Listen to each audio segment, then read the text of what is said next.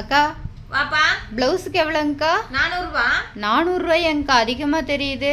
எங்கே போன மாதம் 1000 ரூபா கொடுத்து தைச்சிட்டு வந்தீங்கன்னு சொன்னாங்க. அக்கா அது கடை பெரிய கடைங்கக்கா. போனதையும் நல்லா வெல்கம் பண்ணாங்க. டீ என்ன, காஃபி என்ன, ஜூஸ் கொடுத்தாங்க, எல்லாம் குடித்தோம். கடை ஃபுல்லாக ஏசி, அவங்க வாங்குவாங்க. நீங்கள் இவ்வளோ கேட்குறீங்களே. நானும் கடை வாடகை கொடுக்கணும், கரண்ட் பில்லு கொடுக்கணும், ஆள் சம்பளம், அதுவும் போக எனக்கு எத்தனை செலவு இருக்குதோ அதெல்லாம் நான் வேற பண்ணணும். வீட்டு செலவெல்லாம் எத்தனை இருக்குது, அப்புறம் நான் வாங்க வேண்டாம். நீங்க பண்ற செலவுக்கெல்லாம் நாங்க காசு கொடுக்கறதா? நீங்க பிசினஸ் பண்றீங்கல்ல, சம்பாதிக்கிறது என்ன சோசியல் சர்வீஸ் பண்றீங்களா, இல்ல அந்த பெரிய கடையில சம்பாதிக்கிற காசு எல்லாம் சோசியல் சர்வீஸ் பண்றாங்களா? எல்லாரும் செலவுக்கு தானே சம்பாதிக்கிறா.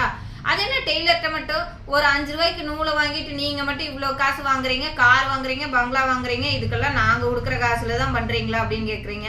எல்லாரும் சம்பாதிக்கிறது எதுக்கு? செலவு பண்றதுக்கு தானே. அந்த மாதிரி ஒருத்தர் கேட்டிருந்தாங்க, சின்ன கடையோ இல்லை வீட்டில் தைக்கிறவங்களையோ இப்படியே கேட்குறாங்கக்கா அப்படின்ட்டு. அவங்களுக்காக தான் எந்த இடத்துல தைச்சாலும் ஃபினிஷிங் எப்படி கொடுக்குறாங்கிறத ரேட் அவங்க முடிவு பண்ணிக்குவாங்க. அந்த ரேட்டை நீங்கள் கொடுங்க. அதை விட்டுட்டு நீங்கள் இவ்வளோ வாங்குறீங்க இவ்வளோ வாங்குறீங்கன்னு கேட்காதீங்க. Thank you friends.